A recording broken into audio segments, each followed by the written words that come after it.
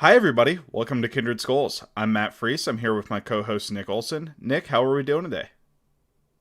I can't say anything other than great. Vikings are on a five-game winning streak despite even more injuries piling up. So excited to dive into the Saints game. I thought they were going to be a really tough test for us, and this was one where I was expecting us to lose it. So to go into the game and at halftime be up 24-3, and granted we let the Saints back into it, but it was a fairly dominant wire-to-wire win. That was really impressive and makes you feel really confident, not just in the players, but particularly in the coaching on this Vikings team on both sides of the ball. So excited to talk about because that's what we do is like we talk not just about the players, but like the coaching and the schematic tinkering and all that stuff. So this was a fun game, I think, particularly to sort of tease out how Brian Flores is elevating this defense, how Kevin O'Connell is really elevating Josh Dobbs in this offense. So it was a fun game to watch live, and it was a fun game to watch the L-22 of. Yeah, I think so too. And like the game itself, right? It did feel like it was kind of getting away from the Vikings there at the end, right? And the Saints were in the ability to come back. But what you have to remember about that is the Saints were down 8 like the entire fourth quarter, right? To come back from being down 8, you have to not only score a touchdown, you have to get a 2 point conversion, which is about a 50% probability, and then you have to win the game in overtime, which is another 50% probability, right? So just by those two 50% probabilities, the Vikings have a 75% chance to win the game, and then you take away the percent chance that the Saints don't even get the touchdown in the first place, which they never ended up getting, right? So like even if it felt like a one score game and it felt close, 8 point games are a lot less of a coin flip than they may seem. And I feel like they're a little bit less of a significantly less than a coin flip than like a 7 point game, right? So when the Vikings, and they've had a few of these during, or, past couple years, when the Vikings have that sort of situation, it's really not as dire as it sounds, although it's really, really bad if you end up giving up that touchdown, that 2 point conversion, and losing the game, right? Like that's a really bad situation to be in, and it feels really bad when you do that. But yeah, going back to what you were saying just about the coaching and everything, I think this coaching staff has shown to be phenomenal. But you got to give credit to the players too. Like the scheme elevates the players, but it doesn't replace what they're able to do on the field. So it's really both sides complementing each other. Totally. Yeah.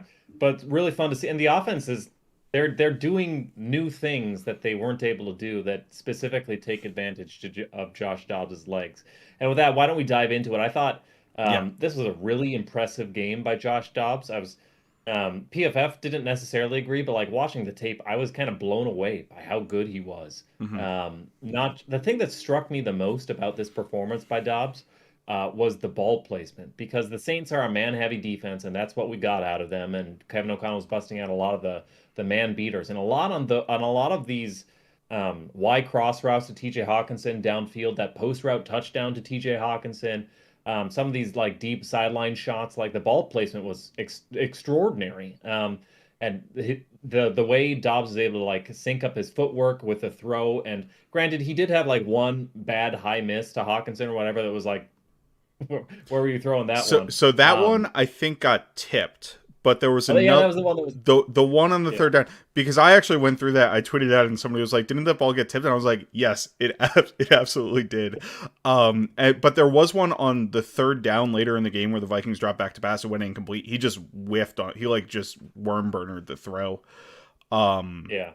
yeah, But like overall, like the ball placement was like very like between hitting guys between the numbers in stride. And I thought that was like I think of Dobbs not as like a precision rhythm passer. I think of him as a um playmake like like a budget Russell Wilson or something, like a discount like playmaker who can do some crazy things in the pocket and scrambling. But I don't think of him as like I'm gonna find my guy, move through my progressions, and I'm going to hit guys in stride downfield. But that's what he was this game. And so that was for him to be able to show that. Like I knew we've seen Josh Dobbs make magic happen in the pocket and as a rusher, but for him in this game to like show the accuracy on all those crossing routes, that was I thought that was particularly impressive and made me feel a lot better about the Josh Dobbs offense.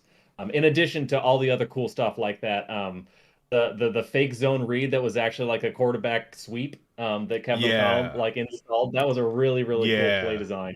where because like it shows they understand like when you have a quarterback who can run, you can exploit that being +1 in the box because now your running back becomes your blocker, and now Ty Chandler's out there blocking for him, and Josh Dobbs can pick up an easy Hmm. chunk of yards. So that there are a number of different routes. I feel like all their kind of flood concept. There are a lot of concepts, high-low concepts, where the low in the concept was Dobbs as a rusher.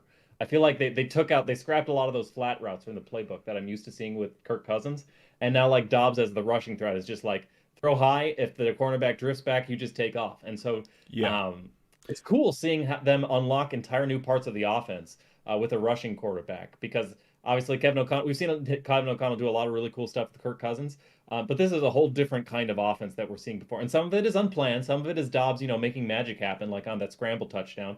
But a lot of it is like Kevin O'Connell, like specifically realizing Dobbs has this strength to his game, and there are a lot of old-fashioned NFL coaches who do not want to use like a quarterback scrambling or running as part of their design. But like Hmm. Kevin O'Connell, mid-season is basically able to install new plays that take advantage of that and adjust the reads and adjust the routes.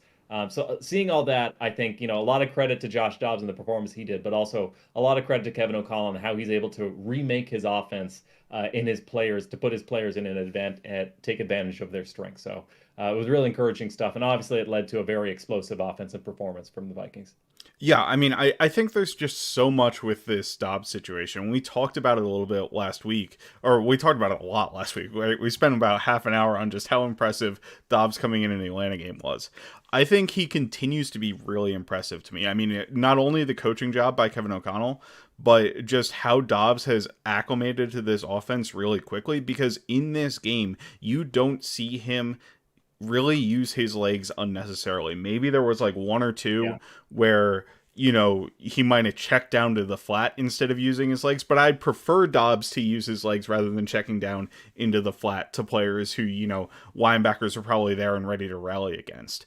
When Dobbs scrambled in this game, he really had nothing downfield. Like there weren't instances of him being able to do that, and his ability to play in rhythm I thought was really impressive. There are a number of plays that show this, but actually, Dan Orlovsky on ESPN's NFL Live, there was a segment tweeted out. I think you can find it on his Twitter. I know I retweeted it, where he's talking about how Dobbs is operating in the offense at hitting the top of his drop, getting the ball out with one hitch, and progressing through reads quickly and appropriately. And that's absolutely true. That's exactly what Dobbs did in this game. He's able to find the open receivers, progress through the reads that he needs to get through, and then if that's not there, he checks down with his legs. There was a play that where Dobbs scrambled. I think he gained like 6 yards. It was one of the ones where he like didn't get a first down, right? But he opens up, looks to the right, comes back to the middle of the field. He has got two routes in the middle of the field, checks both of those before he begins to scramble. The way he's playing, there was it's a wave route to Hockenson. So that's not in the Shanahan playbook that we have access to, right? But there's an old Sark playbook from Alabama that I pulled up, and it's got this concept called wave, which is basically a high crosser and then a lower crosser behind it on a play action concept or whatever. You've got a post to clear out a deep safety as well. This was the TJ Hockenson play where he got tackled out of bounds and like landed on his ribs and that sort of thing, and he looked really tired on that 2 minute drill. But it's like a 20+ yard play. Dobbs hits his back foot, sees that it's wide open, throws it in rhythm. You know, so that's something the Vikings used earlier this year to success, right? The Vikings have been able to run a very similar offensive structure and then add on the things like the zone read kind of concepts, like running zone read on that 3rd and 2 at the end of the game where Dobbs just barely trips, or he would have gotten the first down pretty clearly. Like, that's a pretty potent weapon to have in a situation where you need to run it. The defense knows you need to run it, but you're still trying to get positive yardage, which is something the Vikings weren't able to do at all in this game in the second half, right? Like, they were almost completely shut out in the run game in the second half.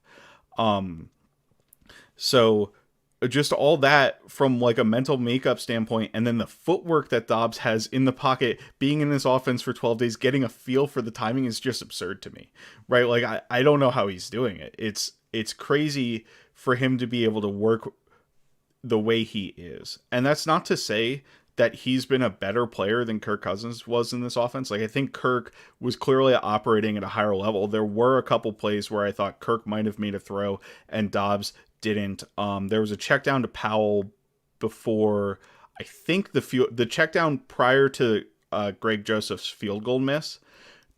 And maybe Kirk doesn't make this throw because Kirk probably would check down in this situation. But Matthew Stafford, there was a backside dig, which was maybe open, maybe not open. You really needed to wait for the player to clear the window of the hook defender, which was Tyrann Mathieu, so he might have read it pretty well. But I guarantee you Stafford's seeing the coverage on that play flooded to the 3 receiver side, which is where Dobbs checked down to, and he's going back to the other side and throwing the backside dig, right? He's a very aggressive quarterback. That's a very aggressive quarterback type of play and requires a high level of understanding of that play, which I'm not sure Dobbs is there yet, right?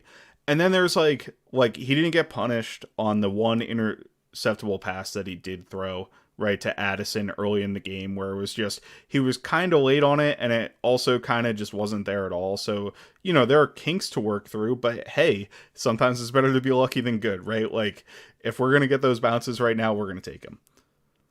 Yeah, and look, he hasn't thrown an interception yet, which those will come if his history is any indication. And he's always had a problem with ball security, despite all his magic in the pocket. And I will, it's unfair to compare him to Kirk Cousins in this, but his processing is like not above average right now, which obviously it wouldn't be. He just got there. He's still learning the playbook, but there's a lot of hitching going on in the backfield that I'm not used to seeing because I'm so used to seeing Kirk, top of his drop, boom, balls out, one hitch, boom, balls out.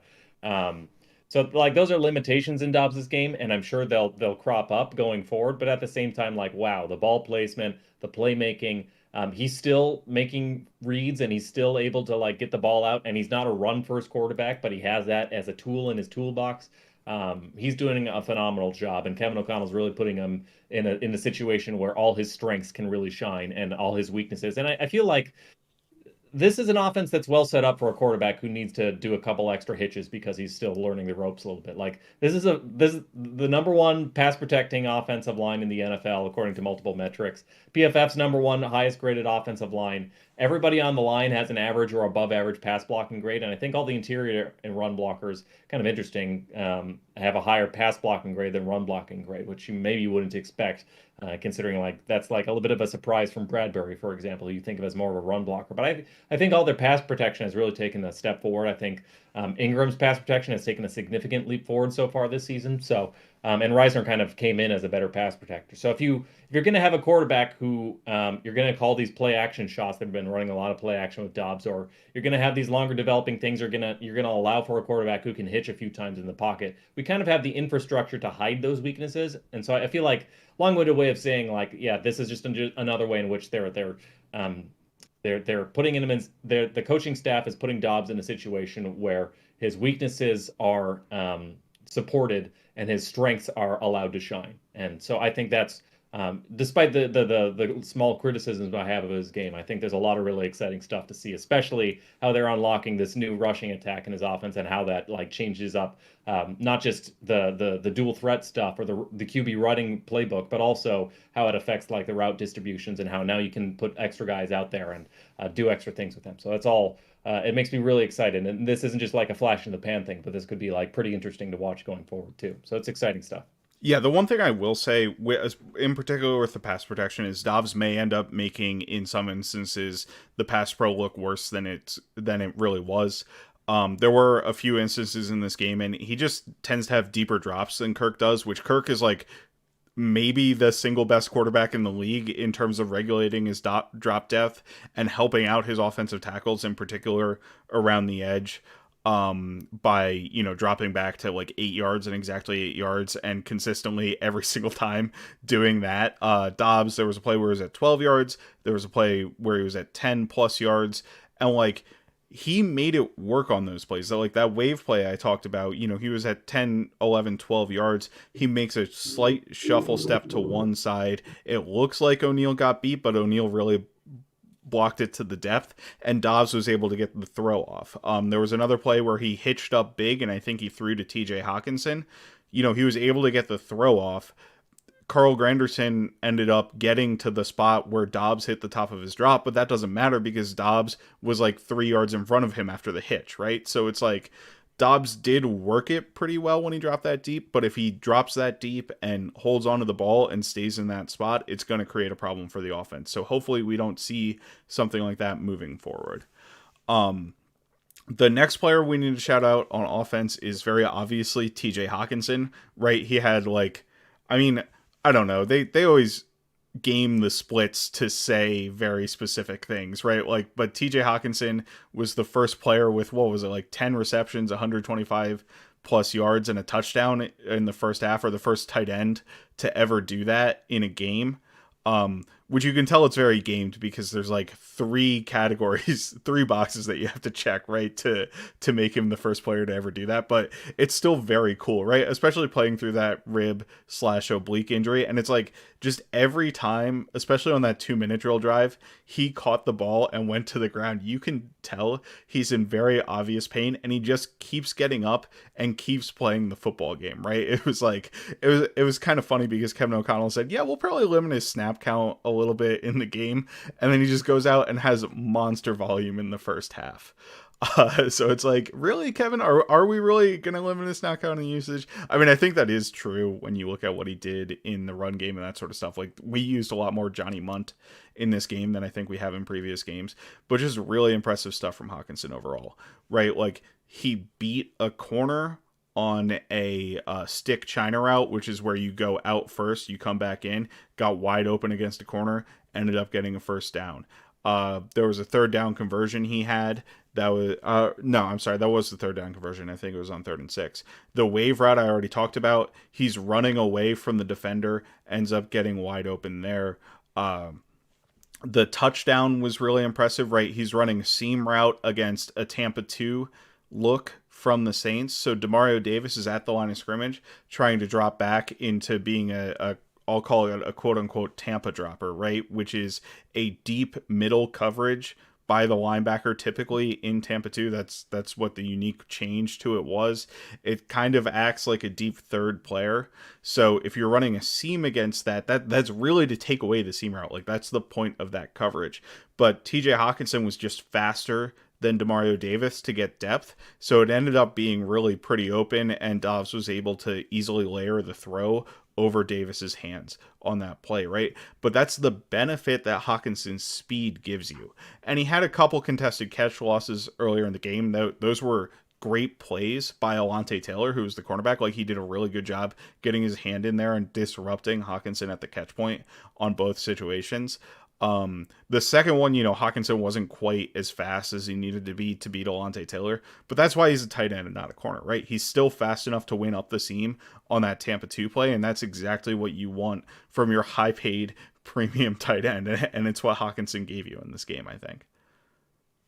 Yes, it's interesting talking about the high-paid stuff because a lot of people, there was a lot of consternation when Hockenson was assigned to this extension where he was for a brief moment the highest paid tight end in the. I mean, in there the was league. consternation early in this game when he didn't get those 2 contested catches.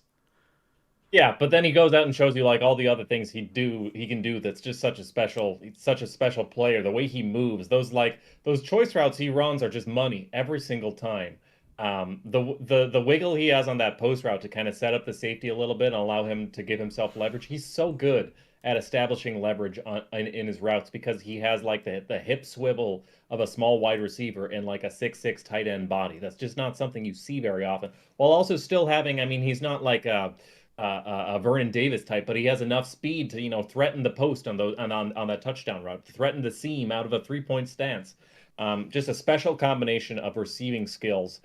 He's 5th among tight ends in yards per route run, which is, he's not like Travis Kelce or like Trey McBride, who are more like, more pure.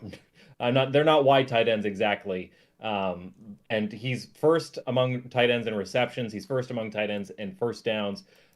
His yards per route run is higher than Jordan Addison's, which talk about how incredible Jordan Addison has been. Like TJ Hawkinson's been even more valuable to the offense when he's out there. So his ability to like get all this stuff done And to do all this, well, he's got what, like two bruised ribs or something. Like he can Yeah, barely like stand when he's going out there. The toughness was a really, really encouraging game from him. And he's just such a mismatch weapon because of that unique skill set he has. So really exciting stuff to see from him. And the great thing about tight ends is like they just like they mature like a fine wine. You know, like Travis Kelce is like almost a decade older than TJ Hockenson. So I feel like Hockenson's continuing to get a little bit better.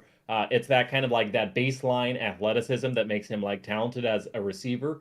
But as you get a little as you sort of as tight ends age, they get a little bit better as blockers, and I feel like they learn a little bit more of the route nuance. So I think Hawkinson's game is going to continue to be something that's going to make Vikings football fun to watch for the next 5+ years. So really excited to see him live out his contract, no matter how expensive people may have thought it was at one point.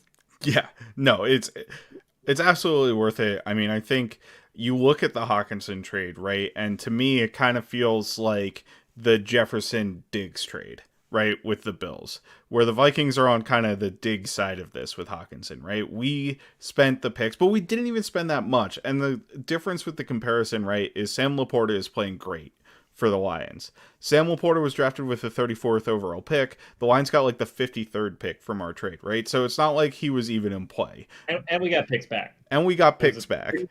The Bills is kind of a 1-to-1 comparison because the Vikings took Jefferson with the Diggs pick, right? And you can't say like, oh, well, the Bills should have known Justin Jefferson was going to be an absolute world beater, right? Like, that's not reasonable. I think saying the Bills won the trade from their perspective isn't unfair. Like, Stephon Diggs is an absolutely phenomenal receiver, and he really broke out once he got to Buffalo, right? Like, I think they made a good evaluation there and made a good move for what their team needed in terms of a veteran receiver. And I think that's true for the Vikings too. Like, the Lions didn't have a great roster and they needed more draft capital, so they increased their draft capital by making the trade. They weren't planning on extending TJ Hockenson for whatever reason it seemed like, right?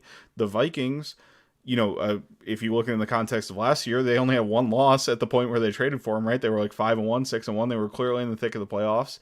They needed a tight end because the Irv Smith experiment hadn't worked out. All else we had was Johnny Munt.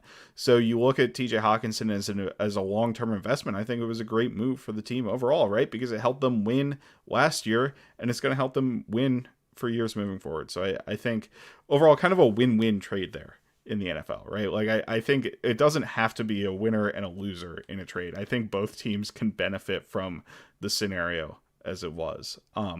Yeah, I'm sure Lions aren't missing TJ Hockenson too much. At the same time, TJ Hockenson has become a much better player under the Vikings coaching staff than he was in Detroit. So that's not he wasn't a bad player in Detroit. I think he was a Pro Bowler in Detroit. But like he's ascended to an even better player. Part of that is scheme, a little bit more zone blocking than gap blocking because especially when he's lined up in line, you don't necessarily want to. He's not going to drive. Mm-hmm. He's not going to win drive blocks against defensive linemen very often. So part of that scheme, but also part of that is like Kevin O'Connell's really good at seeing what his players are good at and putting them in like all these wide choice routes. He's so money on those, so we run a lot of them and we just spam them, and it's like great every time. Especially when you have that chemistry with the quarterback, because the great thing about a choice route is you make the coverage wrong, but because you just go the way that they're not. So, I love Hockenson. We talked a little bit early about this, about how it was kind of frustrating how we let the Saints creep back into that, and I saw a lot of people during the game very mad at Kevin O'Connell and the play calling specifically. As much as we love Kevin O'Connell, they kind of felt like they turtled up. They didn't like continue to pour it down their throats. And I saw you tweeting about this, Matt. So do you think like we turtled up in the second half? Should we have gotten more aggressive, or did we just do the prevent offense for the second half? And was that what allowed the Saints to claw their way back into it? So we had a bunch of drives in the second half, right? And I think if you want to say the last two drive, like the second and third drive from the last drive, right? Where I think it was run, pass, like a passing play. That was that incompletion to Hockenson that I was talking about, actually, I believe. And then run, right, where we ran the draw play. That, to me, is absolutely turtling as an offense, right? Like, the Vikings did do that in those scenarios. But at the end of the day, like, the times before that, I really don't think they did, right? The first drive of the half, they went down the field, they ended up kicking a field goal, a 33-yard field goal. The second drive of the half, they ended up going 3-and-out, I believe, but the 3-and-out was when Josh Dobbs, looked like he extended for the first down, but they didn't give it to him live, right? And maybe it's a question of should Kevin O'Connell have thrown the challenge flag there? I think it was probably a good no challenge to save it for a more critical game-changing play, which I think the potential fumble at the end where he did end up challenging is more critical than getting that 3rd-and-1, right? Because at that time, you still have the length of the field to go. And whether or not he should have used his challenge in the first half, he did. So I do think it makes sense to conserve that, because even if you win that Josh Dobbs challenge, now you have no challenges for the rest of the game, right? Which is a quarter and a half. And that's really hard as a coach if something critical does happen that you absolutely need a challenge to kind of stomach if you kind of wasted it on maybe converting a first down. And given that, I don't think you go for it in that situation. I mean, you're so backed up in your own territory. Maybe the numbers do say you should go for it from an analytics perspective, but in terms of like that level of being aggressive, I'm not sure I'm fully there, right?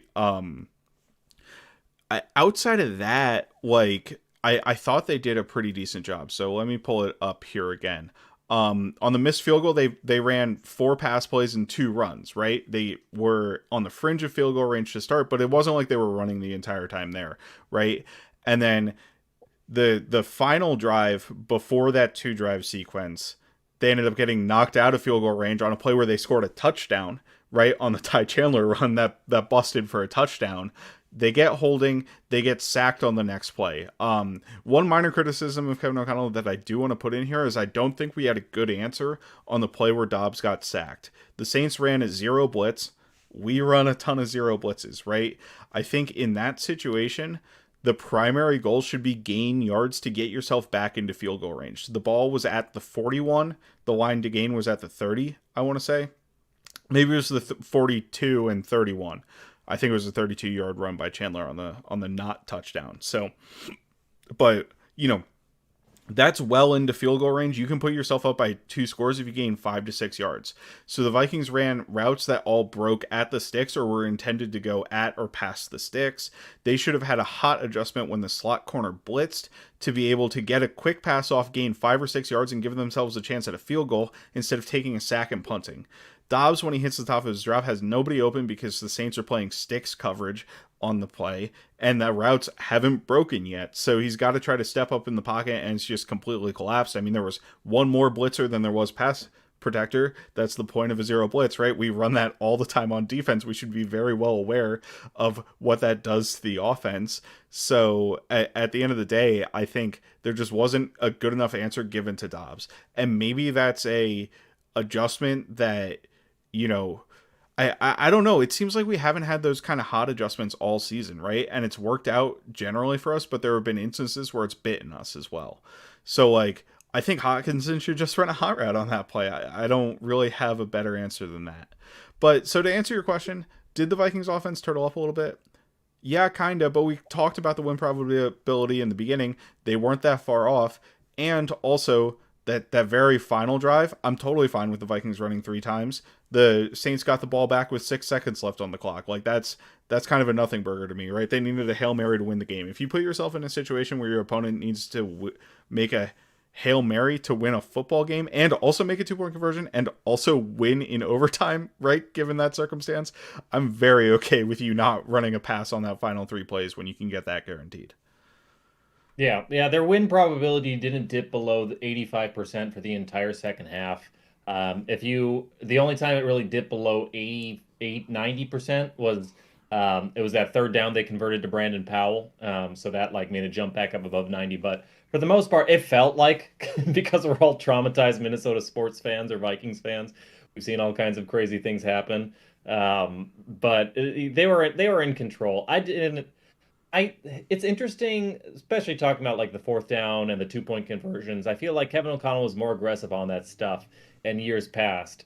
Particularly with Kwesi taking over as GM, you kind of expect more analytic savviness, which tells you to go for it more often. The NFL meta isn't quite there. Go for it on fourth downs. Go for the 2-point conversion. The go for two when you're down 7 so that you get 2 bites at the apple because of the marginal increase in win probability or whatever. All that stuff. And we haven't necessarily seen that at the same time. If it's not broken, no need to fix it. And here they came away with a win. So I do think, when we're talking about like coach of the year, I do think these things matter. And I do feel like he's leaving money on the table, Kevin O'Connell is, by not being more aggressive in these situations across all categories of risk that I want my coach to be aggressive on: fourth down decisions, third down decisions, pass preference. Although, in Kevin O'Connell's credit, he has continued to be very, very pass heavy and very play action heavy, which things analytics like. Even though he switched to Josh Dobbs in a quarter, you would think if there were ever a time to be more run heavy, it would be you just got this guy and he just got here. Well, our run game is bad, so that probably doesn't help. That's part of it, yeah. But he's still going out there and chucking it. So all that to say, like, yeah, I want them to be more aggressive. At the same time, I'm not. It's a fault, but I'm not losing sleep over it or anything. And I also feel like the fan experience makes it feel much more acute than the actual risk that or the win probability you're leaving on the table actually is. So at the very end, when they were actually kind of just like run punting, like at that point though, the game was pretty much almost sealed. So that was the worst of it. But at the same time, that was when it was like the least concerning to me. So I can. That's kind of exactly how I feel about it. Like you tried to score points. Like they very clearly tried to score points and they struggled to do that. So they kind of shifted to just running the clock out. Maybe you should just keep trying to score points. You probably should from like a true analytics win probability perspective. But at the same time, like, it's kind of rough. And I will say, in terms of Kevin O'Connell going forward and stuff like that, like the Vikings, I think were one of the most aggressive teams over the first 5 weeks in terms of going forward. I remember at one point, like 6% of our first downs, which seemed like the most in the league, came on fourth down. So the Vikings were going for it very much early on. And I think, for O'Connell, it's probably a function of where they are in the game, right? When they're up, he seems to be a little bit more conservative in terms of how he plays things. But when they're down, he's very aggressive in terms of going for it, particularly like in that kind of no man's land, like 40-yard range when it's like fourth and short or fourth and like 4 or something like that. Like he's very willing to go for it in that scenario. So it is kind of an interesting dichotomy there from him. One last thing I wanted to hit before we turn it over to the defense, but with the Cam Akers injury, there's a bit of a running back controversy right now. And I saw right before we hopped on, I tweeted out you were getting a little beaten up in your response. I've been fighting on Twitter all day, like for the past 3 days about this, but But look, I like Ty Chandler. There was one run in particular where outside it was like wide zone and it was kind of perfectly blocked up for him to go through the C gap between Josh Oliver and Christian Darrisaw and Reisner, and instead he decided to bounce it out when like there was the end man on the line of scrimmage was on the other side of Josh Oliver, and it could have been, he would have been one-on-one with the safety with possible, like 10 plus yards from that run. Instead he bounces it outside to the sideline and gets like 2 or 3, and I'm like, that's why I guess Ty Chandler was not getting run, and why they traded for Cam Akers, and why, like we haven't seen a lot of him. He did show, he was able to like on some of the like the GY counter stuff earlier in the game. He got a very solid pickup on that, like 10 yards or something. And he had like a couple other like the shotgun inside zone stuff where so he's not incapable of running between the tackles, but at the same time, Mattison is so much more consistent in his vision and just like taking what's ahead of him and reading things well. So I'm personally of the opinion that like Chandler has more juice, and I like juice, but like give me my number one thing I'm looking for with my running back is avoid negative plays, keep the offense on schedule. If you can like give me explosives, that's great, but I would prefer the guy who gives me like a consistent 4 yards per carry than somebody who gives me 0.808. And Ty Chandler's more of the latter. So did you have any thoughts on our running back stable? We got a little. I have a lot of thoughts on our running back stable on Mattison versus Chandler specifically. So ultimately the thing is, I don't think either of them are like top half of the league running backs. Like very clearly not. I just think that Alexander Mattison is a better running back than Ty Chandler is right now. And like it makes sense why the Vikings were starting Alexander Mattison, why they traded for Cam Akers instead of having Chandler as the second back, and why Mattison was still the lead back, through the Atlanta game and was the lead back heading into this game. Ultimately with Chandler, like I think his burst is great, and I thought Akers' burst was great. I think Chandler has more burst than Akers. You saw the Vikings liked to use Chandler on gadget type plays earlier in the season, right? That one big screen that got called back, or maybe that was a different play or whatever. It was for the illegal blocking downfield on KJ Osborne, like offensive pass interference. I forget which game it was in. It was a couple weeks ago. It was in the San Francisco game, and then we busted the big screen to Akers on like the next play. Mhm. But they were using him in space, and I think that Chandler has the ability to be very effective when he has clean reads and clean space in front of him. I looked at all of Chandler's successful plays. By the way, 15 carries, 5 successful plays. That's a 33% success rate in this game. He did have the touchdown that was taken away.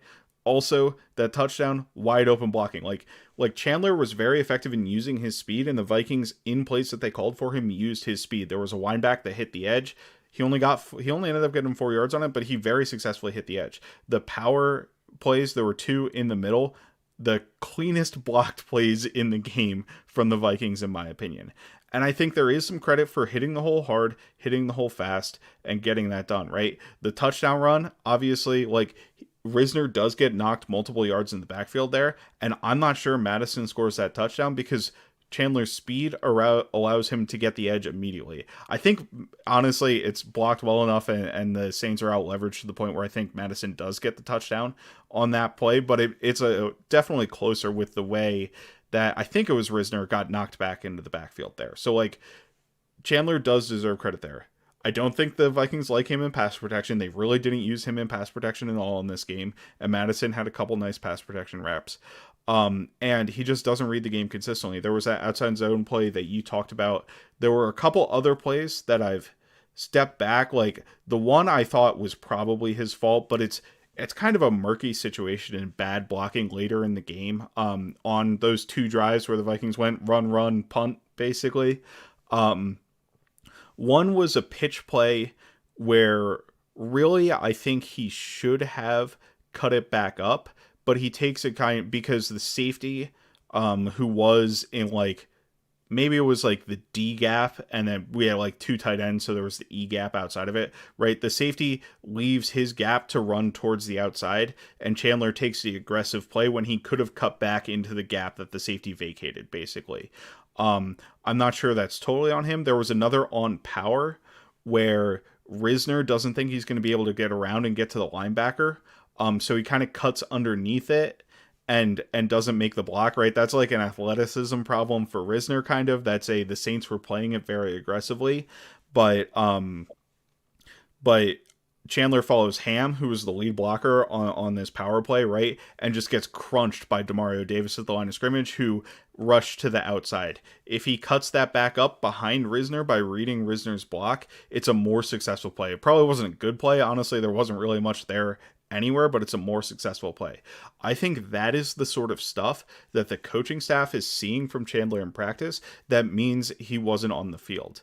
So if you look at it overall, like Chandler had these nice explosive runs, right? And it's an exciting element to see, and it's especially exciting when you see it kind of from the side angle where it's like you can tell he's getting vertical ground quickly, right? Which is not something you see with Mattison at all.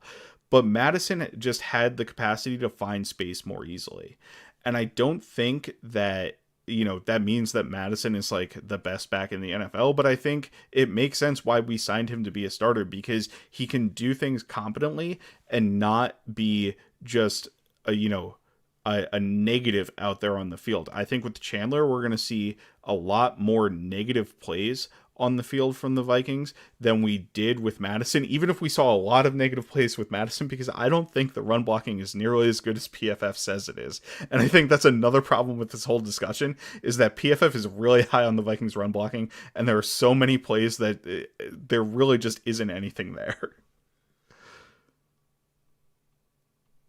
Yeah, guys, it's funny. The way PFF makes blocks is like you'll have like somebody off screen make like a dominant plus 1.5 block, but it's like they're not really in the read or whatever. So that's cool. But or you'll have two guys make great blocks and one guy who's like the critical block, like just whiff or hit or miss it, and you'll get somebody hit in the backfield. So I agree with you. I don't think Mattison is good, but I do think he is consistent, and vision is just so important. If you can't run through the right hole, like that's you're not going to have a successful rushing scheme. Like it's like designing like a perfect like play call, and but your quarterback will throw it to the wrong guy every time or something. Like it's just you need to have a running back who's able to make those right reads. And Mattison is simply more. It sounds funny because he's had many high profile like bad reads with his vision, and I'm not going about to say like he's got like elite vision. Mattison has elite vision or anything, but he has good vision, and I feel like he doesn't screw up very often. And I feel like the Ty Chandler vision is like that was a bad miss on that outside zone. Mm-hmm. I feel like Mattison has misses, but they're usually not that bad. So I get it. Obviously, Madison's now hurt, so we signed Myles Gaskin. So now it's even more of like the hits keep coming, the injuries keep coming. So we'll see what happens going forward. But yeah, I appreciate what Chandler brings to the table. I also don't think he's close to being a complete back that you want to give a lot of snaps to necessarily. As fun as the juice and the electricity that he brings to the game are. I want the running game for this Vikings team to tank the offense as little as possible. That's my preference right now, right? Like, I don't care about the explosives. I just want like the highest success rate we can get, because the passing offense is so good that I just want the run game to not put them in complete garbage situations. And I think ultimately with who they are as players right now, you're going to end up with worse, but with a worse success rate from Chandler than you are with Mattison. Maybe I'm wrong in that opinion. Maybe the Vikings are able to do a little bit more power gap stuff with Chandler where he doesn't have to read it out and he can just play fast and hit those holes, and it works out for them. Maybe I'm wrong about Mattison not missing reads on a consistent basis, but it's like I know that Mattison has these high profile misreads, right? And I think if you're listening to us right now, you probably understand that we go through and like we're not like we're watching every single play when we go and watch the tape, and Mattison does not miss plays at an egregious rate. I thought Cam Akers' worst missed reads worse than significantly, notably worse than Mattison does. I think Ty Chandler is going to miss reads notably worse than Mattison does. Just based on my impression from those guys. Maybe I'm wrong. Maybe Ty Chandler does come out and astound us, but it's just like, to me, I understand why the coaching staff had Mattison as a starter, and I think that will probably bear out as correct as we see more Ty Chandler with Mattison coming back from a concussion. So Mattison, I suppose, theoretically could come back this week, but I think the Vikings are playing it pretty safe with concussions with players. It sounded like KJ Osborne was going to be available to come back this week, like he had cleared concussion protocol, and then it was a team player decision combination to keep him out of the game to make sure he's fully recovered from that injury. So we're probably going to get a good look this week against a Denver defense that hopefully isn't all that great. But let's flip it over to the defensive side of the ball here. And I thought, if the offense really jumped out to the lead in the first half, 24-3, right? The defense played great in the first half. First of all, right? That's why the Saints only had 3 points, but they really held it down in the second half and prevented the Saints from coming back. We talked about the frustrating 3-and-outs, and they prevented the Saints from scoring that final touchdown to win the game. So something that was interesting is the Vikings had their lowest blitz rate of the year. It's kind of been fluctuating up and down. You had a really, really high, like a massively high blitz game against the Bears. You had a high blitz game against the 49ers. And then each of the past 3 weeks, like I think the Packers was exactly 50%. Last week was hovering around 40% against Atlanta. And then this past week against the Saints, I saw from Kevin Seifert that it was at 20% from ESPN Stats and Info. PFF seemed to have a little bit of a higher blitz rate. Notably, the Vikings blitzed Carr less often than they did Winston once Jameis came in the game. So it probably is quarterback specific in terms of how much they like to blitz, but they still blitzed Jameis less than 40% of the time, I believe, on his dropbacks per PFF. So, kind of an interesting change up from Flores this year. A lot more drop 8 coverage. I mean, still a ton of drop 8 coverages, right? And it's like, the Vikings blitz rate wasn't nothing. Like, some teams are what the Vikings blitzed at on average in terms of their blitz over the course of the entire season, right? Like, it's probably more of an average blitz rate for an NFL team.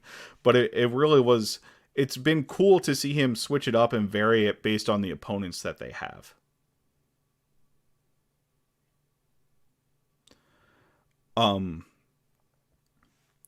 Sorry about that. It seems like Nick dropped off the call for a second. Nick, you're back. I was talking about the Vikings blitz rate. Mm-hmm. Yeah, the thing that struck me with this Flores game plan was I saw a lot of simulated pressures and creepers against Derek Carr that I'm not used to seeing. And it feels like this is a little mean, but it feels like Brian Flores is like, I don't need to blitz Derek Carr because he's already going to be conservative and see ghosts a little bit, that I don't need to like send a house against him because Derek Carr does have a little bit of a reputation for, the Alex Smith or like the young Kirk Cousins. Like Derek Carr's average depth of target in this game was 5 yards. Then Jameis came out and it was more than 3 times as much. Part of that is like game situation, but like you couldn't have more different quarterbacks in terms of like conservative versus aggressive in terms of how far they're pushing it down the field. So yeah, with Derek Carr, you can get pressure without needing to send additional guys. And I think that was kind of Flores' strategy a little bit, was he was like, I don't need to send 5-6 guys. Let me send 3 and Harrison Smith on like a sim pressure. Or let me send 3 and like Jordan Hicks or something. That I feel like it was kind of a unique game plan that I think is specific to Derek Carr. And that's what good defensive coaching is. It's like you don't just blitz for the sake of blitzing, but you blitz because, hey, like this is the way we can limit what the quarterback does, or this quarterback does worse against pressure, or this blitz look. The other thing that really struck me is they didn't need to blitz because they were so good at manipulating the Saints pass protection rules. Yes. That they didn't need to send additional guys. Like, how many times did Metellus just have like a free shot at the quarterback? So many times in this game. And part of that was they're so good at timing the snap and waiting to declare, like waiting until the quarterback hitches that knee up to say, hey, I'm ready for the snap. Also, and that's when they finally declare. Also, Metellus 8 running backs alive in this game. Yeah. Yeah, the way he's able to like absorb contact and just sort of like keep running at the quarterback, really incredible. I mean, there were a couple times where like Kamara would like cut block and dive at his knees, and Metellus somehow just like not only stays upright but like continues his momentum towards the quarterback. So, I think part of the reason Flores is blitzing a lot is because like these secondary guys that they have, and Ivan Pace and Josh Metellus and Harrison Smith, they're not like Danielle Hunter, but you get them one-on-one with a running back, and these guys get home. So. He's putting them in a situation to good coaching is putting your players, emphasizing the things they do well and allowing them to be put in situations where they can show it off. And that's kind of what they're doing. So I did maybe just spend a moment on it in a little more particularity. Like before offenses, every time the center lines up, he'll call out the mic and he'll set the protection based on who the mic is. And so a lot of the times, like the Vikings would respond to that and say like, okay, I'm going to have Harrison Smith line up as like a 2-eye, but then as soon as the quarterback gets ready to snap, Harrison Phillips was going to move over to a 0 technique, so that way he can completely occupy the center. We know that they're doing a half slide based on their calling like the mic on this guy, and that'll allow Josh Metellus, who only creeps down to the line of scrimmage at the very end, so he's not in the protection call when they call the mic. It allows Metellus to sort of get that free rusher up the A-gap, and that's going back to Mike Zimmer. Pressure up the A-gap is the most dangerous for the quarterback because it's the straightest line, is the quickest route to the quarterback. So if you can scheme that up consistently, quarterback really has no chance to do anything. So we spent a lot of time talking about all the great things Kevin O'Connell did on the offensive side, but I think particularly being able to scheme up free rushers without taking away guys in the holes in the zones in coverage. That it was a really impressive job, and I feel like going forward, every running back is just gonna like their head is gonna be spinning trying to figure out like how do I stop this Brian Flores thing, these blitzes because he tests them and like there were mistakes that Kamara made and some of their backs made in like pass protection that allowed guys to get home. So Yep. it was really impressive stuff from Flores and the entire pass rush team unit as a whole. Yeah, it was awesome stuff. And those late shifts actually have another benefit, right? Because they've caused false starts. They actually caused multiple false starts in this game. They caused a false start and that first and goal last week. You were the first person I saw call it out. I don't know if you caught it before Brian Flores' press conference last week or after, but and I don't know if you actually caught that press conference at all, but he mentioned during that press conference that Harrison Phillips is the shift coordinator. He might have called it the STEM coordinator. I can't remember.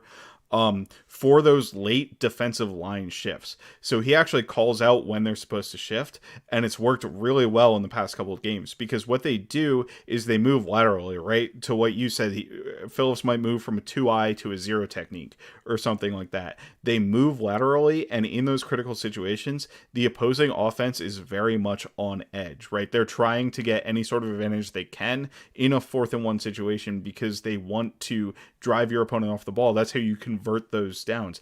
On 1st and goal, that's how you convert those downs. So when they see the player in front of them move, they're more likely to flinch in that situation than they would be on a normal down.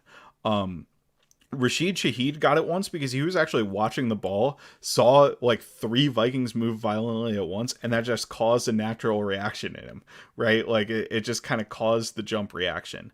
The other time, on the 4th and 1 where the Saints were going to go for it with Taysom Hill in the backfield, the left tackle and the right guard and the left guard both went. So credit to you, Nick. I think you were the first person to call it out in both games. If you hadn't seen that Flores thing. Yeah, and Flores didn't like invent it. It's not the first time somebody Sure. does like a late shift to, but the how it's really effective because it's like the coordination and the suddenness, which is like you also Mm-hmm. have to be careful about it because you can't just like jerk for the sake of jerking and feinting an offsides because defenses can actually get like called delay of game penalties against them Yes. if they do that. It happened last year to I think the Eagles where like somebody like stepped into the neutral zone or something and it was called delay of game because it caused the offense to false start. You can't like cause the offense to false start, but if you're doing a legal football move, which is a shift is a legal move, then if the offense flinches or false starts, that's completely legal and it's on the offense. And I feel like it's like clever chicanery. Like, Brian Flores spent some time with a rule book this offseason to figure out like, hey, if I coordinate like 3 guys making a very big sudden, and that's the other thing too. Like these are not like I'm moving one technique over. Like Harrison Phillips will like move over a gap and a half with these shifts. So like you'll have 3 guys make very quick sudden moves. It looks like the defense is getting ready to snap, except it's just a shift.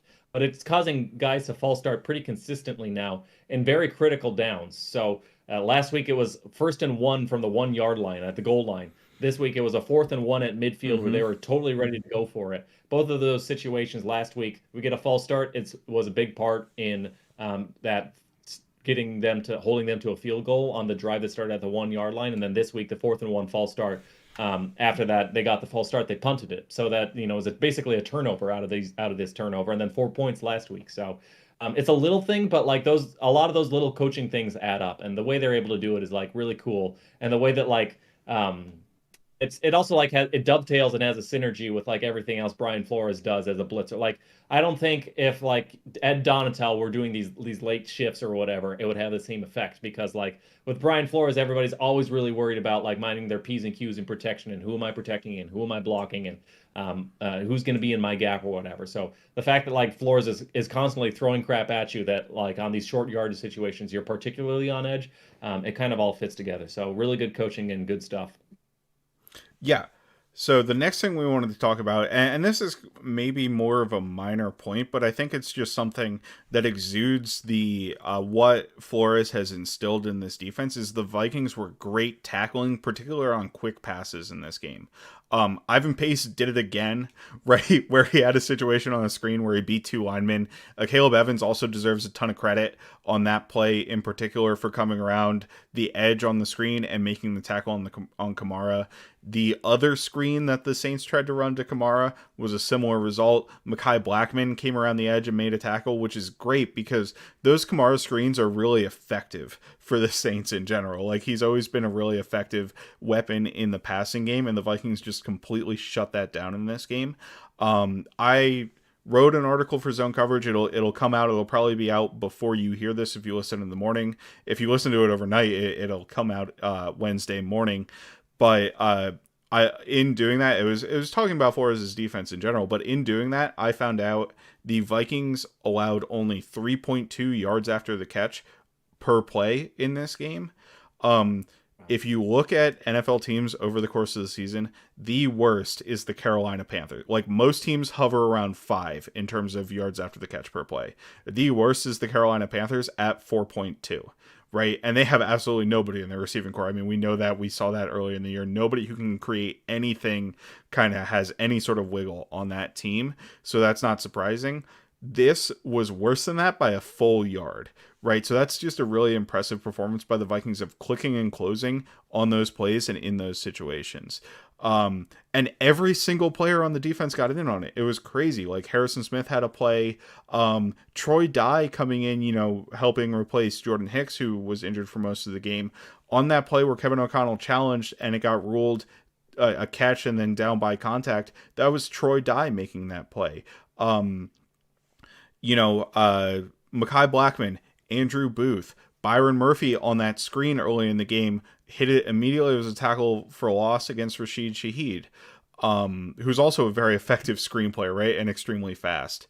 Who am I missing? Theo Jackson made a play. I think the only one who didn't was Cam Bynum, who's playing deep almost the entire game, right? So he never had an opportunity to make the play. And he made a tackle around the line of scrimmage in the run game. So it was really just an impressive all-around performance by the Vikings defense and secondary tackling in this game for me. And I just wanted to shout that out. Like, that's what made Carr's low ADOT not effective and why the Saints weren't scoring any points early in the game.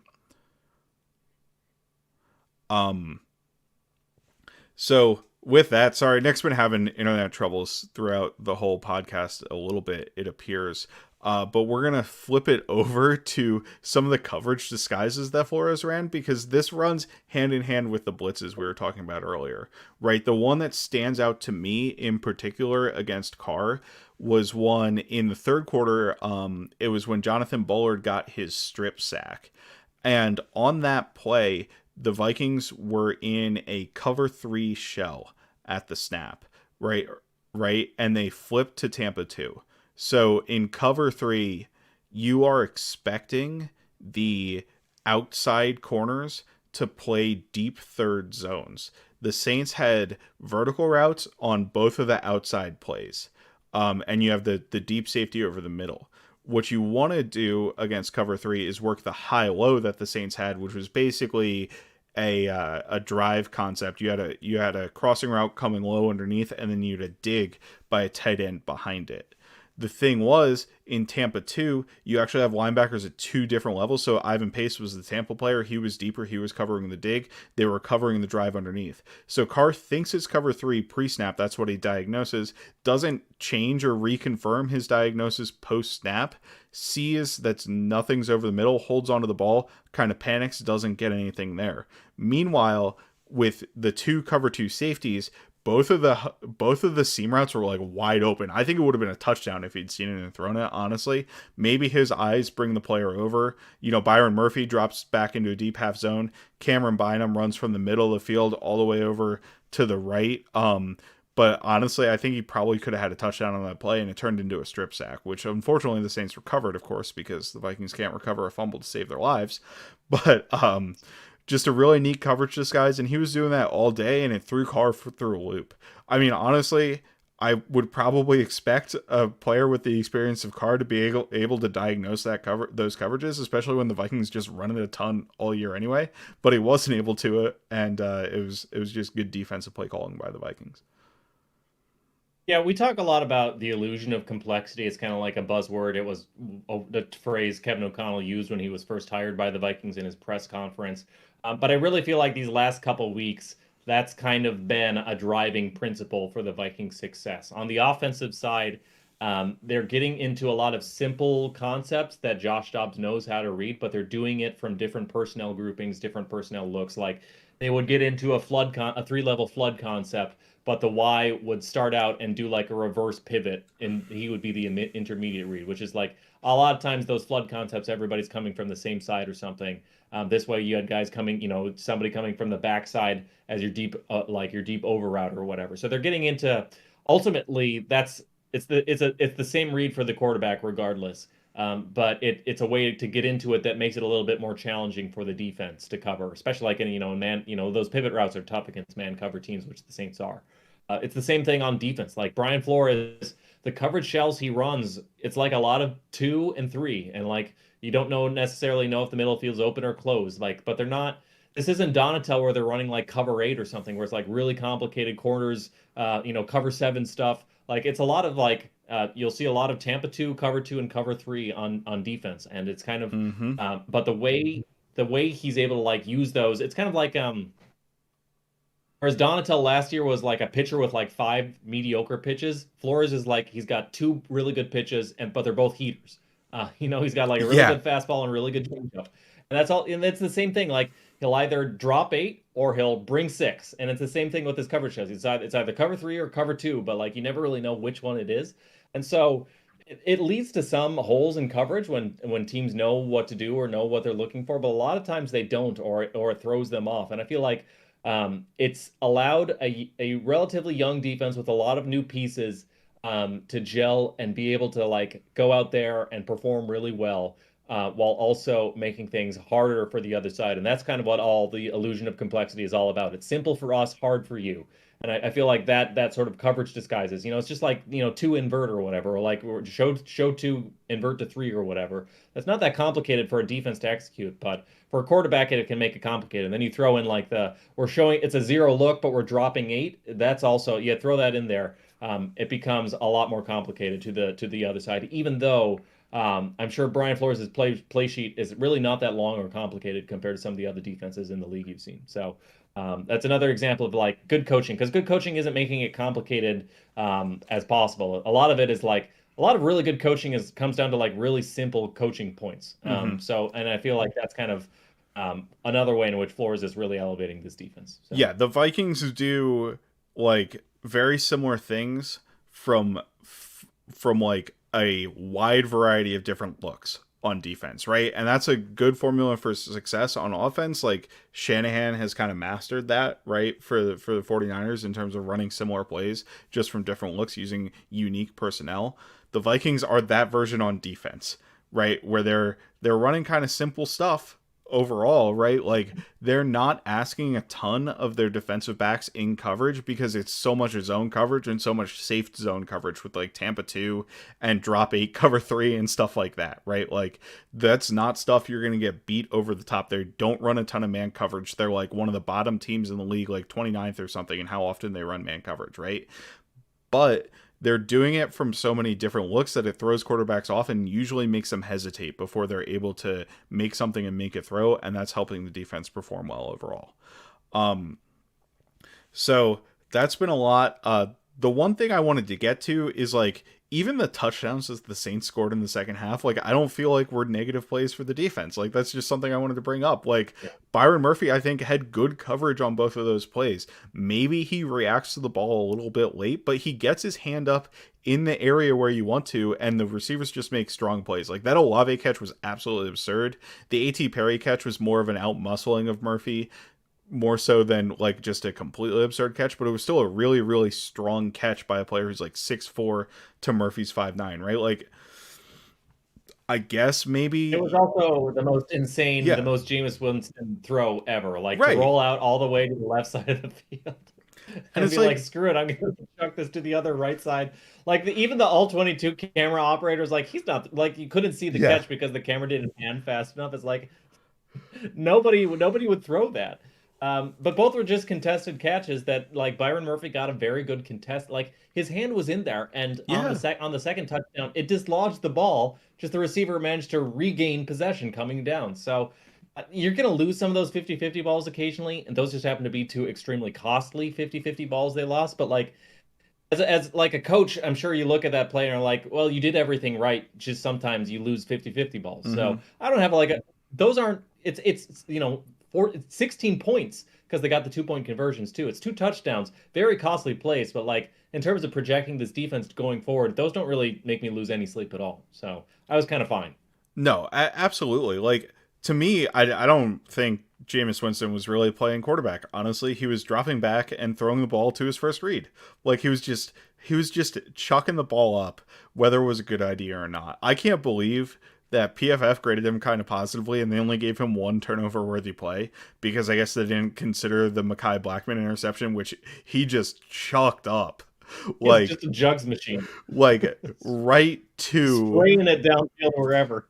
it was a blitz by the Vikings, right? And when they blitz, they play very soft man coverage behind it, so you can't throw deep on him. And he just chucked it up, and Mekhi Blackman's right there. Like, that's an interception all the way.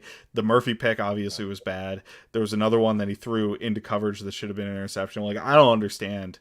Or like the Bynum one, they probably didn't count as an interception. I think that was from Winston, right? Where Bynum got the interception and they reviewed it, and it clearly wasn't a pick. Like, man, this guy was literally just throwing the ball to his first read, whether there was coverage or not. Like he just didn't read anything at all, and I don't understand how that's a way that you can play quarterback in the NFL. I mean, obviously, it's not really a sustainable way, right? He's not a starter. Uh, In a weird way, if you're the Saints trying to claw back from a 24-3 deficit, like you probably want the guy with a 20-yard average depth of target over the guy with a yeah, 5-yard average depth of target. Winston's problem was he was just like chucking it downfield with like very bad accuracy, very big misses, and he was kind of bailed out by the talent of his receivers at the catch point, and like a little bit of luck too.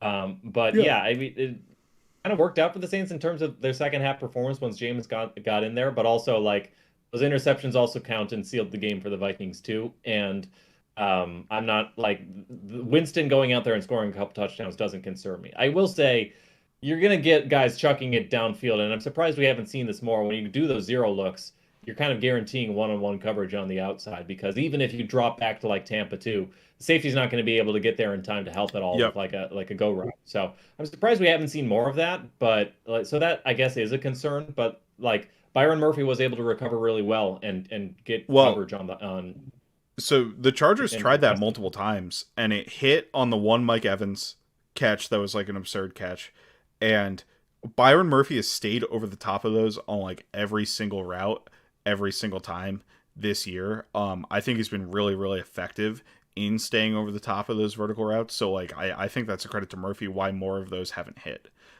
this season, Yeah. personally. Byron Murphy, clearly our best cornerback. I don't really care what PFF has to say about any of our. I don't really care what PFF has to say about cornerbacks generally. But, Yeah. um, 'cause when you're not like, if you're judging a cover two corner the same as a cover one corner, like that's just, It's I don't know what to do with it's this information. It's it's useless to me. So, it's wild. I don't understand it at all.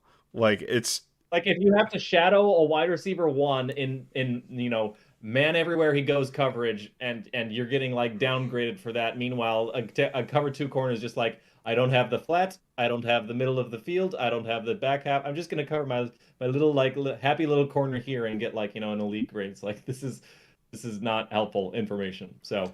Um, I like PFF. But the just I yeah. see a lot of people use their grades in without context. So, um, but we saw some other good cornerback play. Andrew Booth is getting more and more run Absolutely. with the defense now. Caleb Evans has had some.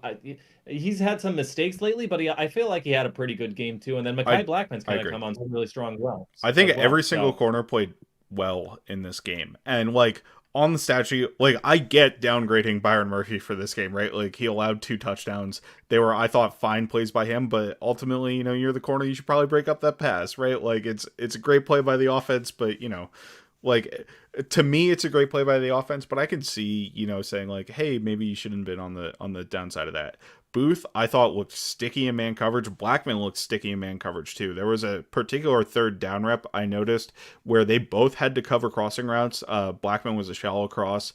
Booth was more of a dig, and they both did a really good job staying in the back hip pocket of the receiver on those routes. That's a really difficult ask for a corner. It's one of the most difficult things you can ask for a corner. Obviously, I thought Booth played his own responsibilities very tight. Blackmon, obviously the interception, like that's great. First career interception for him. Really good to see. Evans, to your point, the very first play of the game, right, where he just or for the Saints at least, where he just absolutely wallops Michael Thomas, right, and knocks the ball loose. Like that was kind of fun on trap coverage. I thought he played pretty well in this game. Really, I don't have any complaints about the way the corners played. On the defensive line, we already shouted out Harrison Phillips for his very nice coordinating or forcing false starts and kind of getting the blitzes to hit by confusing the offense. He's kind of in charge of that situation. But he made a really nice play on that third down run stop to set up that fourth down that we ended up forcing the false start on. He controls the center, so like it's another kind of late shift situation or stunt after the snap. Jordan Hicks, who unfortunately ended up getting injured in the game, right? He has a kind of shin thing. I forget what the name of the syndrome that he developed throughout the course of the game is, but it's not good. He ended up going on IR. Um, you know, Shoots the backside A gap because Harrison Phillips crosses the face of the center to the front side A gap on the run. When Harrison Phillips crosses face, the running back, it was Jamal Williams in this case, cuts to the backside A gap, but there's nobody there to block Hicks, who has a free run, and Harrison Phillips dominates the center to the point where he's able to get back into the play anyway. So he's just been playing great in run defense. And it's really important. I realized that he doesn't give a ton in the pass rush juice perspective, but he's got that going. And then the Hunter sack and the Wonnum sack. Like, the Wonnum sack was great. I think DJ Wonnum's playing a lot better as a pass rusher this year. I don't think, like, he's maybe necessarily a starting caliber edge, particularly because of his run defense, but I really like how he's played as a pass rusher. Yeah, he's got some juice and some bend, which I'm not used to really seeing around him. I mean, that Saints left tackle, Andrew Speed, is that it? He had a Yeah. rough game, but that was a high from the pass rush planning. He looks really good out there and is really valuable. And I'm very glad that we have DJ Wonnum on those snaps, and not Pat Jones, who also can do some good things. But like Wonnum is a weapon on pass rushing downs, and that's fun to have. I also have to really shout out Danielle Hunter, who was beating Ryan Ramczyk pretty consistently throughout the game. Yes. In my mind, Ramczyk has an argument as the best right tackle in the game. So for Hunter to do that, and he's had his number. This isn't the first time he's been beating Ryan Ramczyk. That sack he had on a spin move was about as clean of a high quality sack against a very high level opponent as you'll see at the NFL level. So, and that wasn't his only play. I mean, PFF would downgrade this play, but the zone read with Taysom Hill in there, where Hill correctly pulls it, and Hunter, because Hunter is chasing the running back, Yes. and so Taysom Hill keeps it and runs to the other side, and Hunter is still able to, like, he's the conflict player, but he's still able to like chase down Taysom Hill. He misses the tackle, but the fact that like he's able to like you correctly pull it, and I'm still going to make you wrong. And that's insane to do at the NFL level with like the all NFL athletes are great athletes, but Danielle Hunter is in his own stratosphere. And Hunter's then Hunter's tackling grade is like very bad, and it's like, dude, like his tackling because grade's bad because he's getting to situations that other players don't even get to. It's like the Derek Jeter. It's like the reverse of the Derek Jeter fielding thing or whatever in baseball. yeah, exactly. So a really good player in run defense. He had a lot of other that he beat Ryan Ramczyk with a very similar spin move on the first play from scrimmage, and it just Derek Carr was getting rid of the ball immediately. So this was a really impressive game from Danielle Hunter all around. So I just wanted to shout him out. Like Danielle Hunter, I feel like is the one true blue chip player. I mean, I wish I could say Harrison Smith were still in that category, but probably not. But like the way Flores has everybody playing together, it's like Danielle Hunter and like a ragtag misfits, but it's all kind of coming together. And they're Yeah. they're I think ninth in EPA per play against, which is like it's so much better than last year's defense, despite the fact that we lost Zadarius Smith, who's a good player when he's healthy, and we lost Eric Hendricks, who's also still a good player, Yeah. and we lost a lot of pieces.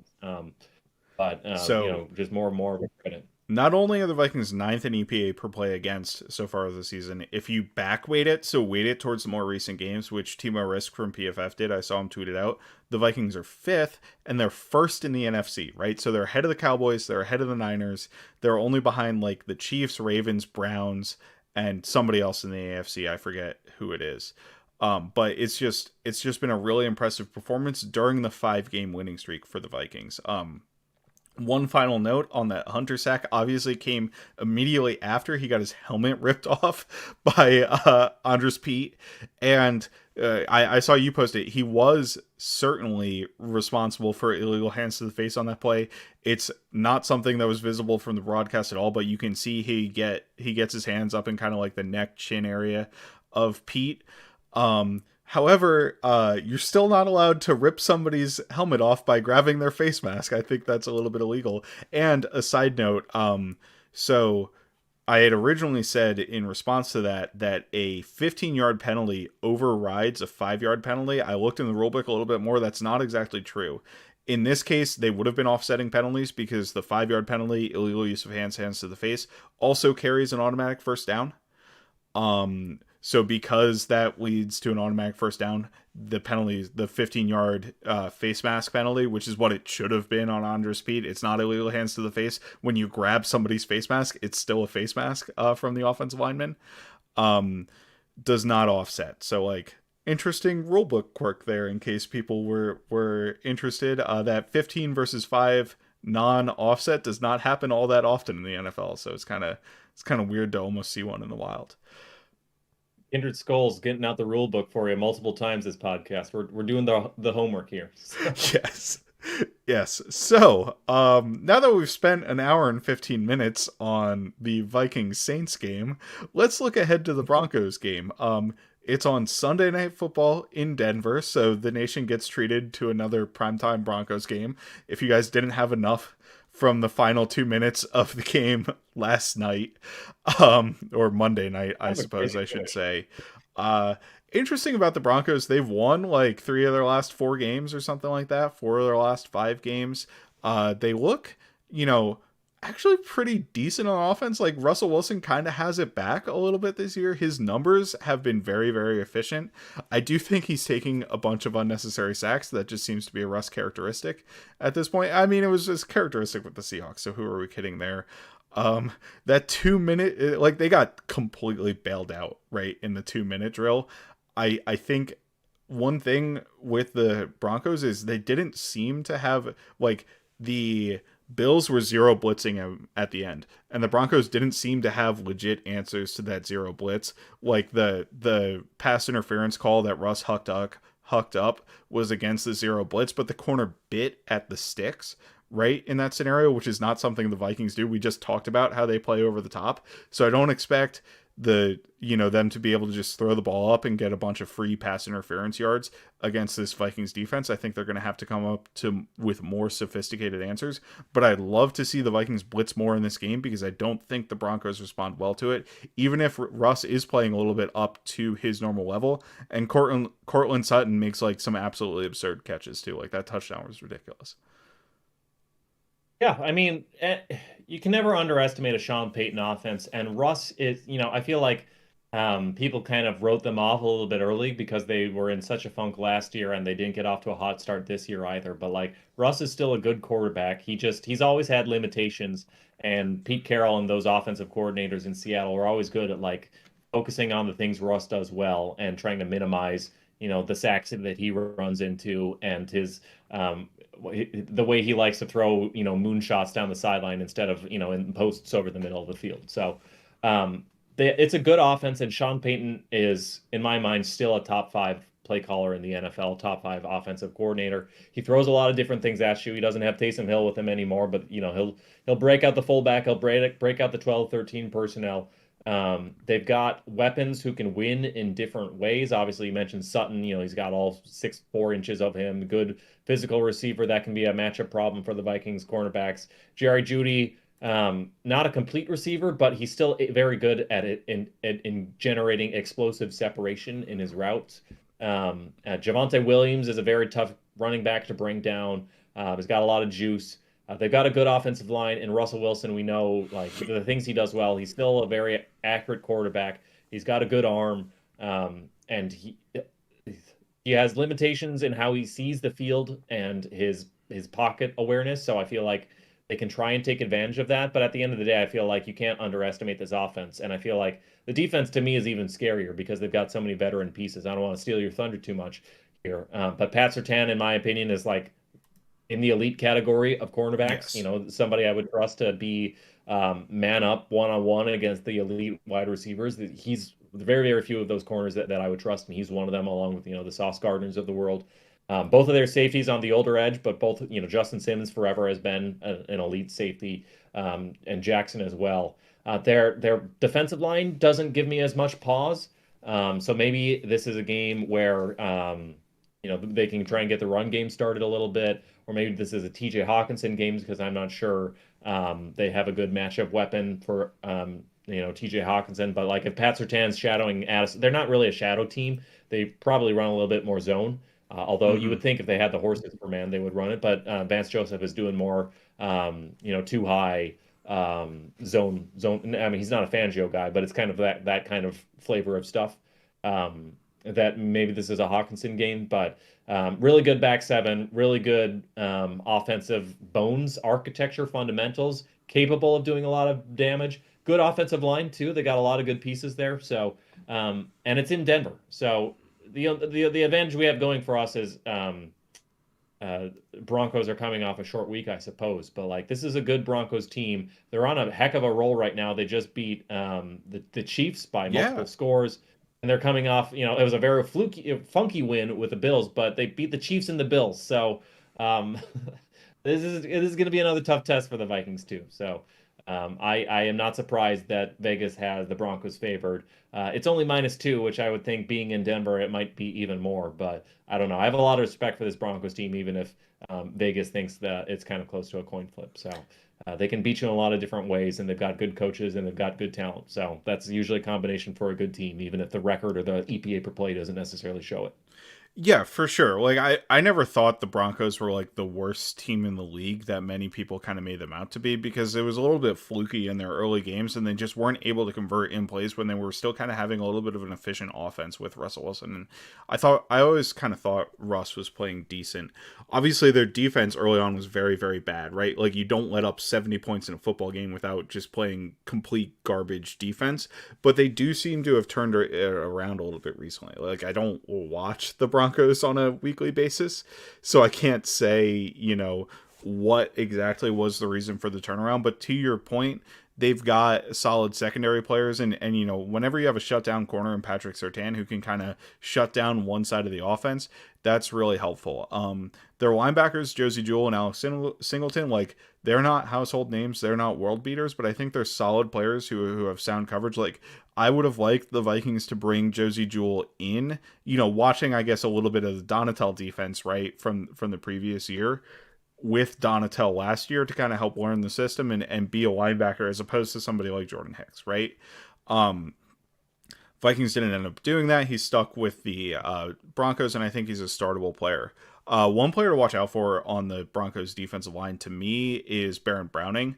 Browning kind of did a reverse Anthony Barr. I guess maybe he did a Micah Parsons, right? Where he was an off-ball linebacker in college at Ohio State and transitioned to edge in the NFL. He was injured for the majority, he was injured for the first, he's only played for the last 3 weeks. Let me phrase it that way. I was trying to figure out a better way to phrase it.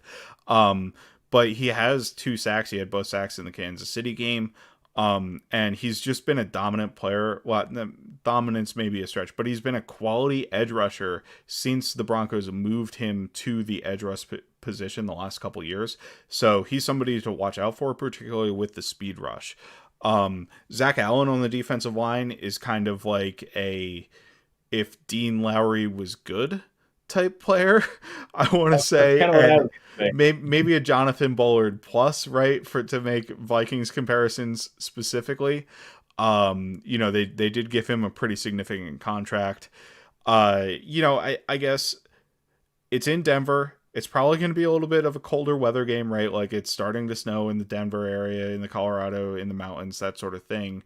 So you may, and teams can overcome that, but that may be a challenge for the Vikings offense, being on a road environment where the crowd's really invested. Like, I feel like the Falcons game was a road game, obviously, and I think there were a lot of Falcons fans there. I don't think the Falcons fans are particularly energized at this point, and I don't think they did much in the game to really energize them where it was truly a difficult environment for the Vikings to play in on the road, right?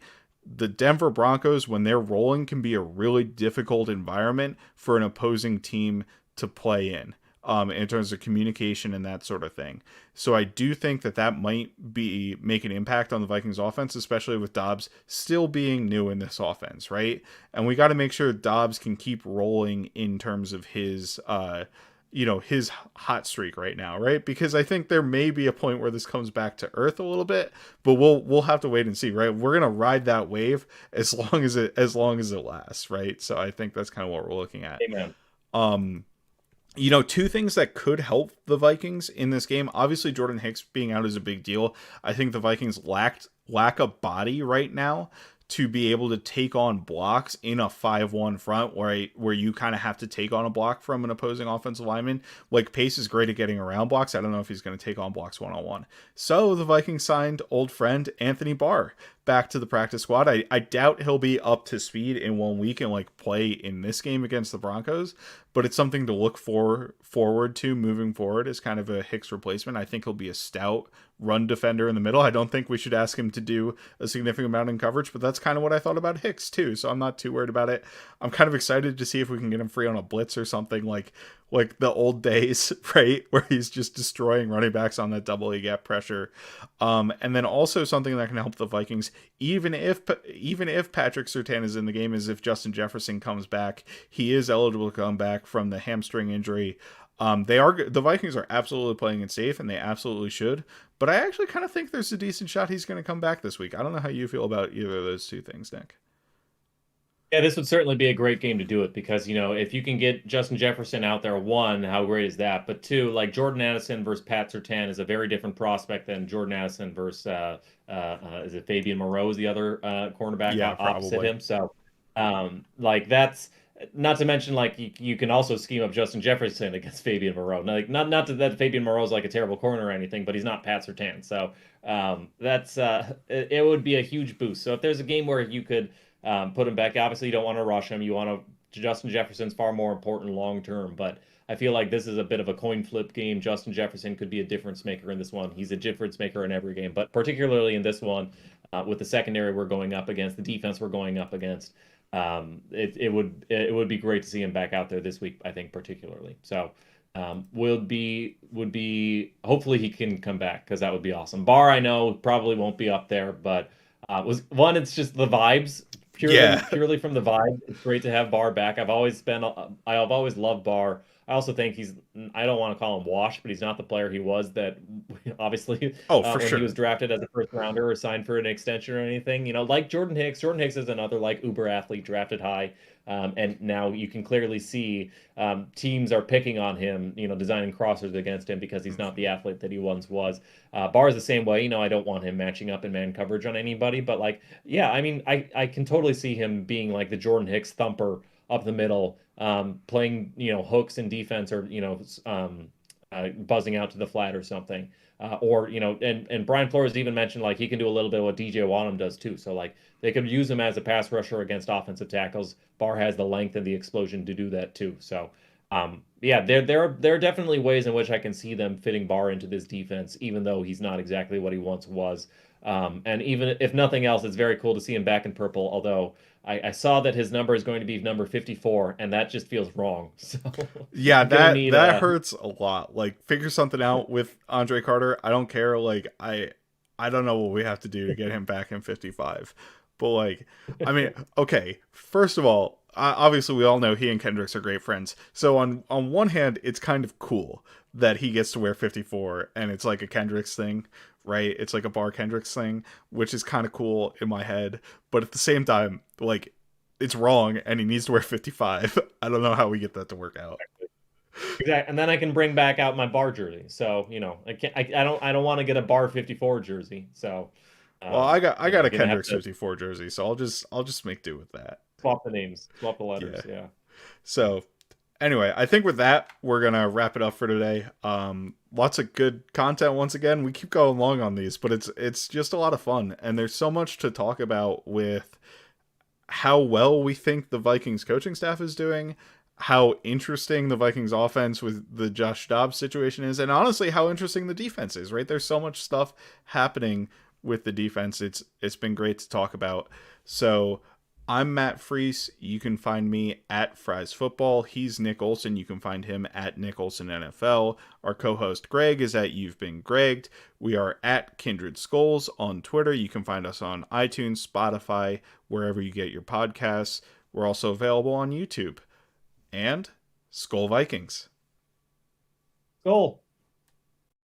Skol, baby. The first round corner wouldn't do us any harm. Oh, another first round corner wouldn't do us any harm. Oh, another first round corner wouldn't do us any harm. And we'll all cheer on behind, and we'll score.